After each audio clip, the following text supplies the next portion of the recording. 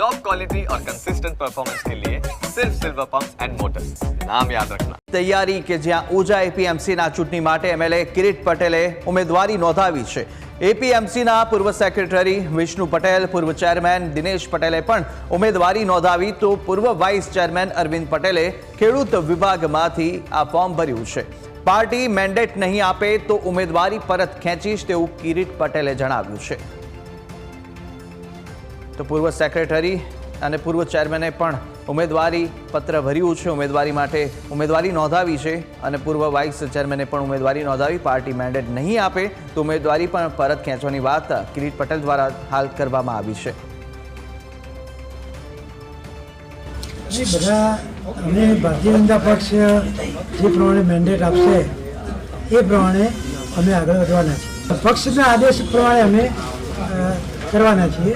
પક્ષ મેન્ડેટ જેને આપશે એની સાથે અમે રહેવાના। એપીએમસીની અંદર સ્વચ્છ વહીવટ અને આપણા વિસ્તારના ગામોના સારા વિકાસ માટે મારે ચૂંટણીમાં ચૂકાવ્યું છે। વહીવટ તો દરેકનો પોતપોતાની રીતે બધા થતા હોય, પણ મારી રીતે કલ્પના છે એ પ્રમાણે થોડું સારી રીતે વહીવટ આપી શકીએ। અગાઉના 65 વર્ષમાં જે અહીંયા આગળ ભંડોળ હતું એટલા કદાચ ડબલ ભંડોળ 5 વર્ષમાં થયું છે।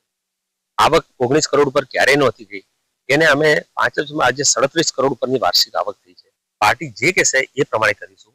અને હું તો ઇતર મંડળી વિભાગમાંથી જેમાં મારું એક જ ફોર્મ છે અને એમાં હું ડિરેક્ટર તરીકે ચૂંટાઈશ, પણ પાછળ જે મને પાર્ટી જવાબદારી આપશે એ સ્વીકારવા મારી તૈયારી। જે બાબતોએ મેં વિરોધ કે ઉઠાવ્યો છે, સવાલના સામે કોઈ જવાબ મારો ઉઠાવ્યો છે, તો એની પાછળ ગુજરાત સરકારે 46 કની નોટિસ આપી હતી આ વહીવટી બોર્ડને, અને એમાં દોષિત શબ્દ ઉપયોગ કરી અને પદભ્રષ્ટ કરવા માટેની નોટિસ ફટકારી હતી આ બોર્ડને।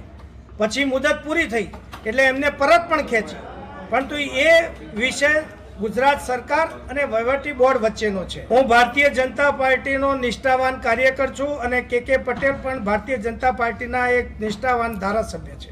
સરકાર જેની સાથે છે એની જીત છે, સરકાર જેને મેન્ડેટ આપશે એની જીત છે। મેન્ડેટ નહીં આવે તમારું નામનો તમે ઉભા રહેશો કે નહીં? સરકારના સાથે છીએ, સરકાર મેન્ડેટ આપશે તો પણ મને વિશ્વાસ છે એ અત્યારે નવી ચૂંટણી, નવું દાવ, નવું કિલ્લી, નવું દાવ। એટલે ભૂતકાળમાં કંઈ ખોટું થયું એવું તમે સ્વીકારો છો?